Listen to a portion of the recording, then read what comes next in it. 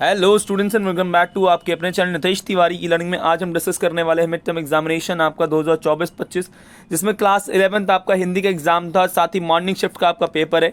80 marks आपके maximum होते हैं, 3 आवर्स आपको अलाउड किए जाते हैं। इसमें आपका 3 सेक्शंस होते हैं, जिसमें आपका पहला अपठित आपका गद्यांश, फिर आपका अभिव्यक्ति माध्यम और लास्ट में अंतराल के आपके क्वेश्चंस। साथ ही मैं आपको बता देना चाहता हूं कि हमारे चैनल ने सारे इंपॉर्टेंट क्वेश्चन आंसर की वीडियो डाली थी और आप देखना 80% से 90% बड़े वाले तो सारे भाई, बड़े वाले 5 नंबर वाले जितने क्वेश्चंस आप जाके चेक कर लो इंपॉर्टेंट क्वेश्चन आंसर की मेरी वीडियो 200-250 लोगों ने देखी है, सारे क्वेश्चन वहीं से उठकर आ गए हैं। आप चेक कर लेना चाहे तो।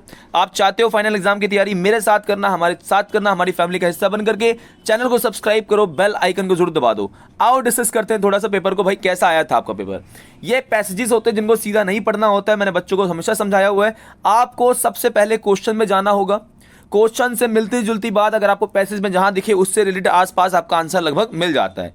आइए बात करते हैं पहले क्वेश्चन के आंसर की, कि साहित्य के विषय में निम्न में से कौन सी बातें सत्य सही है। मतलब तो साहित्य सत्य की साधना है, बिल्कुल सही है। साहित्य आपका सौंदर्य की अभिव्यंजना है, ये भी पैसेज में है। साहित्य मानसिक असंतृप्ति है, ये गलत हो जाएगा आपका। चौथा, साहित्य जो है जीवन आपका मानव जीवन का मार्गदर्शक है।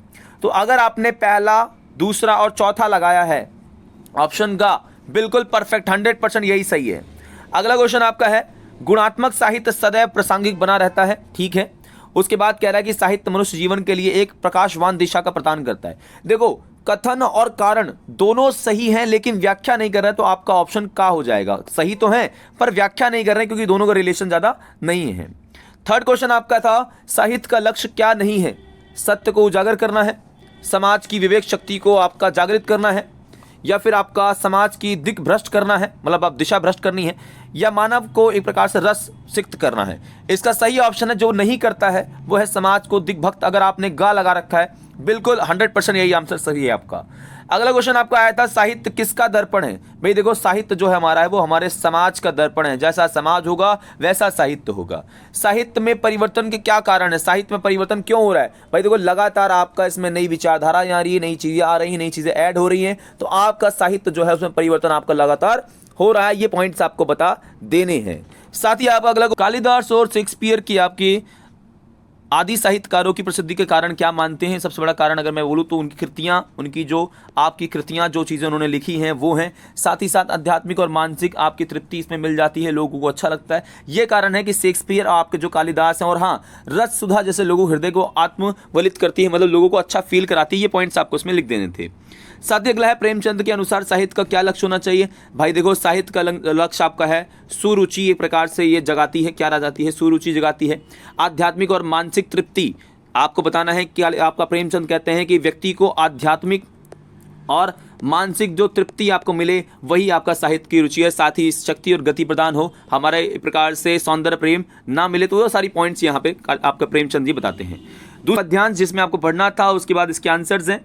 तो देखिए पहला जो पद्यांश है उसका आंसर आपका है, क्वेश्चन आपका आया हुआ था कि संसार को परीक्षा स्थल क्यों माना गया है? संसार में जीवन आपका सरल है, गलत। संसार मुसीबतों का आपका सामना करना पड़ता है, या फिर संसार स्वास्थ्य का आपका स्वार्थ साधन पूर्णक है, या संसार आपका मनुष्य जीवन आपका लघु है। इसमें सही ऑप्शन जो इस पैसेज के अनुसार है वो है संसार मुसीबत आएगी, तो आप यहाँ पे थोड़ी चीज़ें अच्छी कर लोगे। आपका खा ऑप्शन बिल्कुल 100% सही है। अगला क्वेश्चन आपका अभी कथन कारण में से, तो प्रत्येक चर अचर के जीवन में कोई ना कोई लक्ष्य होता है, ठीक है। मनुष्य स्वार्थवश अपने कर्तव्य पथ से विरक्त हो जाता है। देखो यहाँ पर आप कह सकते हो कथन और जो कारण है दोनों सही तो हैं, लेकिन व्याख्या नहीं कर रहे हैं। क्या नहीं कर रहे हैं? व्याख्या नहीं कर रहे हैं। अगला क्वेश्चन आपका है, काव्यांश का मूल भाव क्या है? अगर आपने काव्यांश पढ़ा तो मनुष्य और प्रकृति के बारे में भी थोड़ा बहुत मान लो। कर्म का महत्व है, मातृभूमि का महत्व है, मानव की आपका स्वार्थ प्रवृत्ति है। सही ऑप्शन है इसमें कर्म। अगर आपने खा लगाया है तो कर्म का महत्व ज्यादा दिया गया है इस टॉपिक में आपका।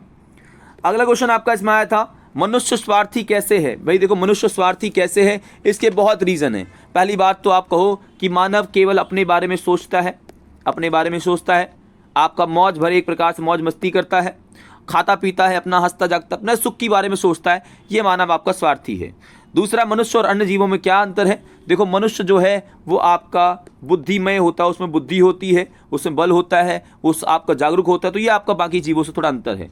कवि के अनुसार मनुष्य का क्या कर्तव्य आपका होना चाहिए? मनुष्य का कर्तव्य है एक बार सोचो तुम अपने मन में, मतलब अपनी चीज़ों को आपको सोचना चाहिए, अपने कर्तव्य को निर्वाह करना चाहिए, आपके जीवन को कोई लक्ष्य होना चाहिए। ऐसा नहीं कि आप जीवन व्यतीत कर लो, तो ये आपका जीवन का कोई लक्ष्य होना चाहिए। ये पॉइंट्स आपको लिख देने थे। साथ ही आपका स्रोत आधारित, स्रोत या संचालक कौन है? देखो स्रोत या संचालक है अपने, क्या लिखेंगे आप उसमें, अपने आपके श्रोताओं, श्रोता का मतलब सुनने वालों, अपने श्रोताओं के लिए संदेश देने वाला आपका कौन होता है? संचारक होता है। इस बात को याद रखना। अगला, इंटरनेट पत्रकारिता दुनिया में किस प्रकार आपका समेट लिया? बिल्कुल है भाई, दुनिया भर को समेट लिया। दुनिया भर की जो भी खबर है, अमेरिका, चाइना, कहीं की भी है, तो आपको इंटरनेट पे आजकल मिल जाती है, इसलिए इस दुनिया को समेट लिया है आपका। उदाहरण आपका सिंपल से आपका इंटरनेट, जिसमें आपका फेसबुक, आपके प्लेटफॉर्म्स हैं, इंस्टाग्राम है, गूगल है, यूट्यूब है, इस सब ने ऐसा कर दिया है।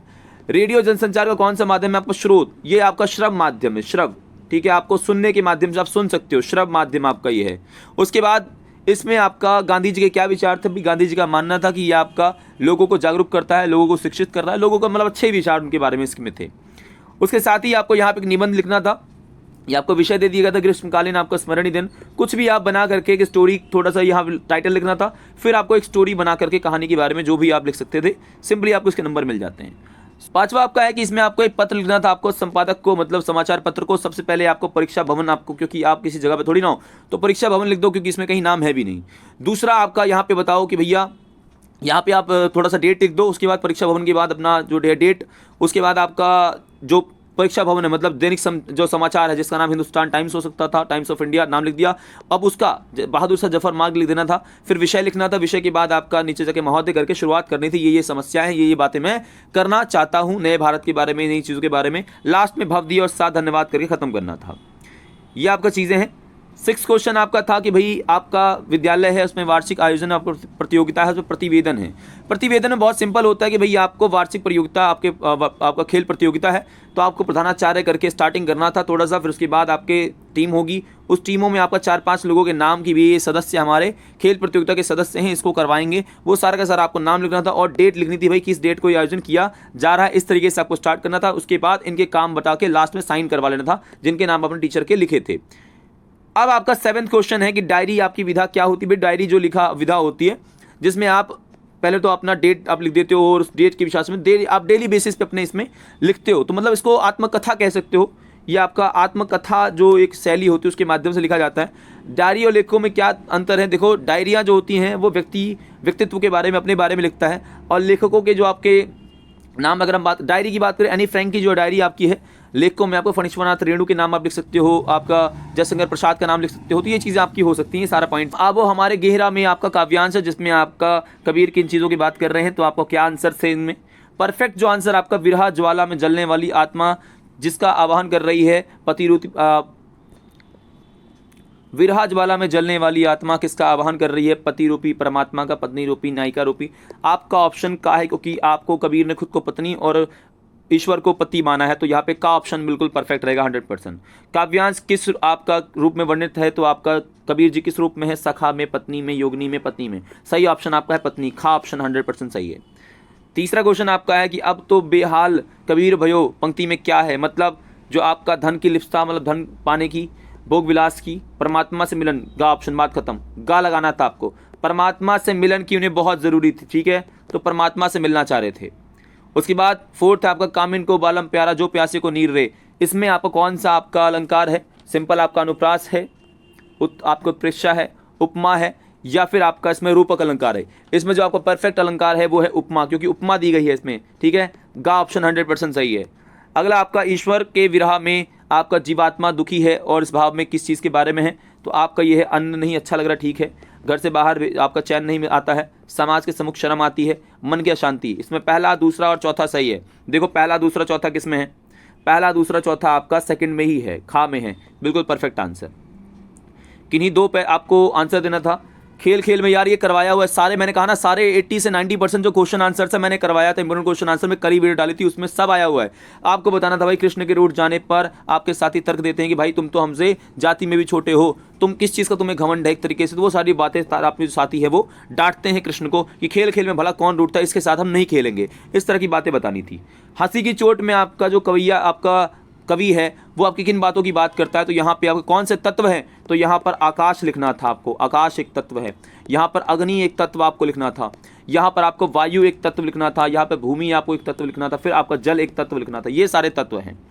उसके बाद दरबारी सवैये में ही आपका ग्रहण अनुग्रहता और कला की परख को किस प्रकार अनदेखी, इसका मतलब चटुकारिता। यहाँ पर अगर आपको याद होगा चटुकारिता जो आपकी होती है, चटुकारिता यहाँ पे चल रही थी, मतलब कला का कोई महत्व नहीं था। जो राजा का चटुकार था उससे ज़्यादा महत्व मिलता था। इस तरह की बातें आपको बतानी थी। सप्रसंग व्याख्या, यार मैंने कल जो वीडियो डाली थी उसी में समझा भी दिया था। 4 प्रकार से करना होता है आपको। पहले आपका संदर्भ आपको बोलना होता है, फिर आपका प्रसंग आपका होता है। यहाँ पर जब आप संदर्भ और प्रसंग कर लोगे तो उसके बाद तीसरा आपका व्याख्या होता है। व्याख्या के बाद आपका विशेष। ये 4 प्रकार होते हैं आपको उसको व्याख्या करने के। अब इसमें जो भी कवि ने बोला है तो संदर्भ में कहाँ से है, किस बारे में कवि ने, कौन सा राइटर है, किसने क्या कहा है। प्रसंग में थोड़ा सा बता दो क्या ये बता रहा है। व्याख्या में सारा समझा दो। और विशेष में आपका सिंपल और फिक्स लाइन बोला करो। अलंकार आपके लयात्मक पंक्तियां हैं, लयात्मक है, भाषा सरल सहज है, इस तरह की बातें आपको बोलनी चाहिए। उसके बाद आपका 11वां क्वेश्चन है गद्य खंड, आपको इसको पढ़ना था, उसके बाद आपको आंसर देना है। तो लगभग जो क्वेश्चन आपका पहला कि पहले आपका मित्र ने टॉर्च बेचने की पेटी को नदी में क्यों फेंका। टॉर्च खराब, व्यक्ति कोई टॉर्च नहीं खरीद रहा है, टॉर्च बहुत सूक्ष्म है, नया काम शुरू कर दिया। भाई नया काम कर दिया क्योंकि टॉर्च उसको बेचना ही नहीं है। आप उसको घा ऑप्शन बिल्कुल सही है आपका, घा 100% आपका घा रहेगा। अगला क्वेश्चन आपका इसमें है गद्यांश में किस शैली में लिखा गया है। आपका व्याख्यात्मक में, विचारात्मक में, संवाद में, विवरणात्मक में। यहाँ पे जो आपका जो भी गद्यांश लिखा गया है वो आपका यहाँ पर व्याख्यात्मक में है। यहाँ पे व्याख्या की जा रही है, लगभग बताया जा रहा है, तो ये आपको बता देना है आपका व्याख्यात्मक में आपका है। ठीक, इसमें है व्याख्यात्मक में आपका है। अगला क्वेश्चन, मेरी कंपनी नई नई सनातन है और या फिर प्राचीन समय से धर्म आपको मूर्ख बना रहा है। यहाँ पे बता दो आपकी भैया सनातन जो है, पहली बात तो बहुत अनंत है, तो पहले बार आपका पहला गलत हो जाएगा। सनातन जिसका कोई अंत नहीं, जिसका कोई आरंभ नहीं, वो है सनातन। ठीक है, तो पहला आपका गलत होना चाहिए। पहला गलत है, दूसरा सही है। ठीक है, थोड़ा बहुत मतलब दूसरा सही है, तो आपको उसको खा लगा देना है आपका। अगला क्वेश्चन है सूरज छाप टॉर्च में अधिक बिक्री आपका किसकी थी। दोनों आपसी मित्रों की, या फिर ईमानदारी की, धर्म के नाम पर पाखंड की, या फिर सदाचार और सेवा भाव की। सही ऑप्शन जो आपका चैप्टर के अनुसार है वो है गा आपका। ठीक है, धर्म के नाम पर पाखंड की। उसके बाद उस टॉर्च को कोई दुकानदार बाजार में नहीं है, डैश क्या है, मतलब यहाँ दुकानदार आपका बाजार के बाहर है, धर्म के प्रवचन के लिए कोई निश्चित स्थान नहीं है, उस बाजार को बाजार में बेचा नहीं जा सकता, उस टॉर्च की मरम्मत नहीं हो सकती। जो चैप्टर के अनुसार आपका सही ऑप्शन है वो है खा आपका, धर्म के प्रवचन के लिए कोई स्थान निश्चित नहीं होता है। हामिद की चारित्रिक विशेषताएं 100% ये क्वेश्चन करवाया हुआ है। सूरज छाप आपका सब करवाया हुआ है, और गूंगे के प्रति सहानुभूति। सारे क्वेश्चन कहा तो मैंने 100% आए हुए हैं। बताते हैं हामिद जो भाई समझदार था, अपनी दादी के प्रति बड़ा उससे प्रेम भावना थी उसमें। इसके अलावा उसने दादी के लिए चिमटा जो लाया था तो उसकी संवेदना, उसकी विचार बुद्धिमत्ता को भी दर्शाता है। वो सारी विशेषताएं आपको बतानी थी। टॉर्च बेचने वाले की कंपनी सूरज छाप ही क्यों रखा, क्योंकि सूरज जो है प्रकाश से प्रकाश लाता है, अंधकार को दूर करता है। तो यहाँ से वो लोगों को जो कंपनी है उस कंपनी का नाम रख करके वो लोगों को लूटना चाह रहा था इस नाम से।